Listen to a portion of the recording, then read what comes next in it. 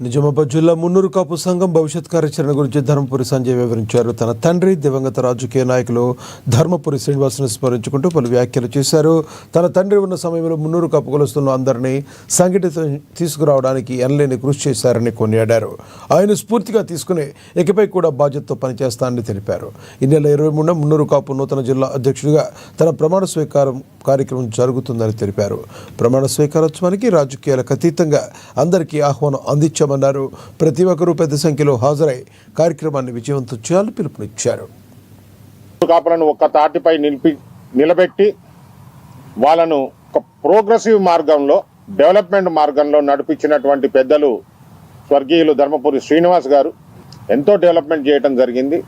ఈరోజు ఒకటి కాదు, రెండు కాదు, నిజామాబాద్లో ఎన్ని సంఘాలు ఉన్నాయో ఆల్మోస్ట్ అన్నిటికీ కూడా మినిమం ఒక కళ్యాణ మండపం అయితే వాళ్ళు కట్టుకోగలిగారు, సక్సెస్ఫుల్గా నడుపుకుంటున్నారు. అటువంటిది తను వెళ్ళిపోయిన తర్వాత కుల బంధువులు అందరూ కలిసి, సంజయ్ నువ్వు ఉంటే బాగుంటుంది, నాన్నగారి తర్వాత నువ్వే ప్రెసిడెంట్గా ఉండాలా, నాన్నగారు ఎలా పనిచేశారో నువ్వు కూడా అలాగే పనిచేయాలని చెప్పి యునానిమస్గా ఏకగ్రీవంగా నన్ను ఎన్నుకున్నందుకు పత్రికాముఖంగా వారందరికీ నేను మనస్ఫూర్తిగా ధన్యవాదాలు తెలియజేసుకుంటాను. అదే కార్యక్రమంలో భాగంగా ఈ నెల 23వ తారీఖున ఆదివారం రోజు ఉదయం 11 గంటలకు ప్రమాణ స్వీకార కార్యక్రమం ఉంది.